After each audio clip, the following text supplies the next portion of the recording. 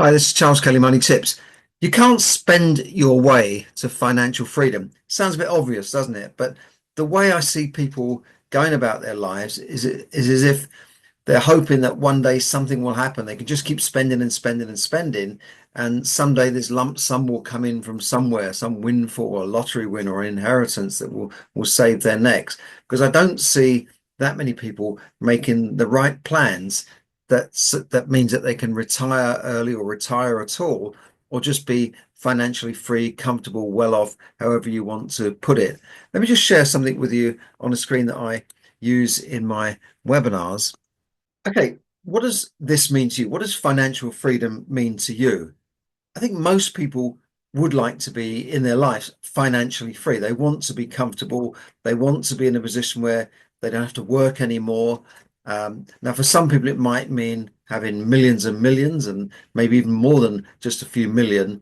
And for others, it might mean just having no mortgage, no rent to pay, everything's paid off, all their personal debts are paid off, and they have an income coming in, a passive income coming in that can support them. It might be a modest lifestyle, but they would then be financially free. I wanted you to think about what it means to you, and how would you feel if you had the freedom to do whatever you like whenever you want? So what's holding you back? What are the mental blocks helping you get your share of the abundance that is in this universe? A lot of people go around saying, "Oh, there's no money around, there's no money," but there is an abundance of money around. So don't be fooled by that. But what's holding you back? And how are you going to get there? How are you going to become financially free? We live in this abundant world, but one thing is certain, the rich get richer while most people struggle, and they always will struggle unless they learn to play the game that the rich play. As I said, I see people really just spending money like there's no tomorrow.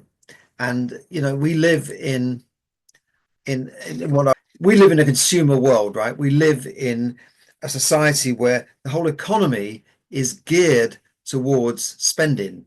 Yeah, the GDP is based on spending. They say, well, spending was up this month. Christmas was there, Black Friday was there, or whatever it was, the January sales, and the GDP rose. But you don't have to join with that. I mean, it's almost like big business and the banks, they want people to keep spending. They want you to be just over broke, right? The banks in particular want you to be spending money, going overdrawn, using your credit cards and not paying the balance off at the end of the month. They want you to be in that position where you are constantly in debt, like you're enslaved in this debt for life, whether it be on car finance, holiday finance, Klarna, buy now, pay later. It's that type of society. And I've seen this in the UK, and I've seen it in America, where people are just spending like crazy. Now, obviously, a lot of people say, well, I haven't got enough money to save because I just don't, the money goes, and I can't save into a pension because I'm just barely making ends meet. Well, that's fine. And I understand that. And we know that wages have stagnated in the UK over the last 20 years. Costs have shot up, like house prices, rents, bills, and that sort of thing. They've all gone up exponentially compared to rent. So a lot of people are just barely making ends meet once they've paid out all their bills and their debts and their student loans and that sort of thing. And yet, when I go out in town, I always see restaurants are full, particularly the good, really expensive restaurants. They're all full. I see that flights are full when I go on holiday. And I don't go on holiday during the school holiday. I go in off-peak times when there's no school holidays. And yet I see flights are always full. Hotels are always full. People now, you know, when I was growing up, we had one holiday a year in August, and most people had one holiday a year. Now there's like a Christmas holiday, there's a skiing holiday, there's an Easter break, there's a half-term break. I mean, the cost of flights go up in a half-term break because so many people are going away to catch the sun or the ski slopes or whatever. So people are literally spending money, left, right, and centre. So we live in this consumer culture. And as I said, if we stop spending, the economy could literally grind to a halt. That happened in Japan in the 90s when Japan went into a kind of recession, and the Japanese government wanted people to spend, but the Japanese are notorious savers. They're one of the best country for saving in the world. And despite the fact that they were getting actually negative interest rates on their money, they were still saving. Of course, they spend money on some things, but and their economy flatlined for many, many years. So, how much do you spend on a night out, for instance? I mean, I wouldn't be surprised if people spend 100, £150 on a night out, maybe a few drinks in a bar and a meal afterwards. You won't get away with much less than 100 to £150. How many holidays do you have a year? Just think about this yourself. You don't have to answer me, obviously, but how many holidays do you have in a year? How many short breaks do you have and that sort of thing? I mean, shopping now has become like a hobby, isn't it? It's like, and these huge malls have replaced what used to be industrial sites and factories, and that now they're malls, and people go there, and you got Christmas, you've got January sales, summer sales, Valentine's Day, Black Friday, you name it. They're all designed to get you to part with your money. But if you keep going along that line, if you keep joining in that way of thinking, then you're never going to be financially free. You'll always be in a position where you can't afford to retire or quit the rat race. Now, what can you do about this? Well, the first thing is to get to grips with your spending. And in my webinars on a Wednesday night, I give you some tools to show you exactly how you can immediately get control of your finances so that you've got some money left to spend. That may mean that you have to go and earn a little bit more. You might need another little job or another sideline to earn a bit more so that you can invest. But if you just saved 10% of your salary, for instance, which is not a lot, I think you should be aiming to live on 80% of your salary and save and invest 20% of your salary. But you could start off with 1 or 2% or 5% of your salary and just put it aside and then start building it up once you've used my tips to get control of your finances. I mean, a simple way is to write down everything that you spend and put it on a spreadsheet so that you know exactly where your money's going. Therefore, you can start cutting out the things that are unnecessary. I mean, I meet people that have got 2 and 3 different TV subscriptions. They're spending hundreds a month on TV subscriptions. They'd never have the time to watch Disney, Sky, Netflix, all these things. So just look at that. Maybe do that. Look at your bank statements. Look at your credit card statements. Look at where that money's going. You might be surprised to find things that you'd forgotten about and you don't even want anymore. But if you just saved 10 to 20% of your salary before any other bills, and you put it into a tracker fund, so it's like an S&P tracker fund, and just let it grow, and you keep that percentage going. So as your salary goes up, you put a bit more in. You would be a millionaire if you started off young enough. You would be a millionaire by the time you retire. Just doing that alone, and it doesn't mean you need to be an expert in investing.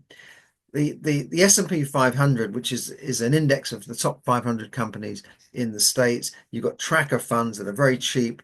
You don't pay much management charges, and they through their algorithms they track the movement of this fund. The S&P itself has averaged 11%, over 11%, 11.4%.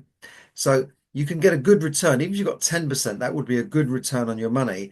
And you're not picking the stocks. You're not trying to say, well, will it be this? Will it be Apple? Will it be Microsoft? Which is the next Nvidia? All these sorts of things. But you've got to have the discipline to do it.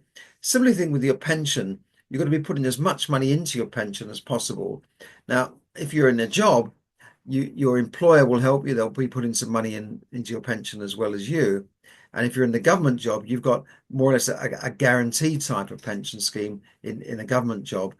Which most people don't enjoy. I won't go into the whole story of the different types of pensions, but the most vulnerable, I think, are the people who are freelancers, self-employed, that haven't got an employer contributing into their pension, and they're left to their own devices. And a lot of people think, well, my business is my pension. I used to hear this when I was a financial advisor. My business is my pension. Well, it doesn't always work out, does it? You know, uh, obviously some businesses go out of date, like Blockbuster, for instance, but even a small business is difficult to sell if you are the business. If you're the freelancer, who's going to buy it when they take you out of it? There isn't a business really, unless you've got a larger business. So yeah, you've got to start looking at ways as a self-employed person to invest it into pensions and other types of tax-free savings. In the UK, we have ISAs, and that's what you can have a tracker fund within an ISA that is all completely tax-free. So I would say instead of just um, thinking about spending all the time, make save and invest in your hobby rather than shopping, okay? And blowing your money on nights out. I'm not saying don't have a good time, but start thinking more frugally. Start living within your means, live frugally. And that means saying no to something, saying, well, I can't buy this at the moment because I have to save for it rather than put it on a credit card. And then learn about investing, learn about the best ways to increase the returns on your money. And that's not leaving it in the bank because the bank are paying out less than the rate of inflation, traditionally very, very low rates of return. So that it's not that, but learn about investing in assets like the stock market, stocks and shares in the market. Now, this can be through funds or it can be directly into shares. Learn about property investing and commodity investing, things like gold and silver that I also invest in. And start getting smart about these things. You need to start making sacrifices now to enjoy life later on. I've talked to a lot of young people and they're saying, look, I won't be able to buy a house ever, because the prices are too high. I don't believe that. But they think that. So they think, well, they might as well just spend all their money. Maybe they're still living at home when they're 40, but they're going out having a good time. They're going, taking time off work to go backpacking and sabbaticals and, having quite exotic holidays, which cost them a lot of money. And they've almost given up on the savings. But I believe you've got to make some sacrifices now so that you can enjoy life later on when you might have the energy to work as you do now. Other little tip I want to give you is to stop using consumer debt like credit cards and loans for consumer things like TVs and cars, if possible. Now, there is an argument for leasing cars over buying new cars, but I think buying a second-hand car, if you need a car, is still a pretty good way of buying a car 3, 2, 3, 4 years old that's in good condition, low mileage, is a relatively good way of buying a car and keeping that car over time. Yeah, there's arguments if you've got a business of leasing cars and that sort of thing, but you need to talk to your accountant about that. But definitely stop using consumer debt to buy holidays and TVs and stuff that is will be worthless in a few years' time. And only use a credit card because we need a credit card sometimes to buy things and get that guarantee that you get with a credit card. Yeah, use your credit card, but pay the balance off in full. And start becoming that frugal person that is looking around for bargains, that is looking around for the coupons, looking out for ways of saving, looking at apps that can save them money, and switching bank accounts, switching credit cards when you need to, because loyalty doesn't pay. You can get bonuses for switching your bills, your telephones and your mobile and your gas and electricity. Be that frugal person that looks for these bargains and then start saving money, and your life will change. Read good newspapers like the weekend broadsheets, the Telegraph, the Times. Will always give you loads of good tips in there about consumer items and saving money. And listen to a show called Money Box on the BBC. They go into depth in things like pensions, like consumer problems. Very, very good show. There's lots of shows out there like that. Money saving expert and that sort of thing. To become that type of person rather than the last of the big spenders. And then I think you can start in this year, in 2025, to become financially free. Check out my webinar on Wednesday evening at 7 p.m. and I'll give you more tips on how to get control of your money and start building real wealth into assets. So thanks very much for listening, and I'll see you again on the next episode.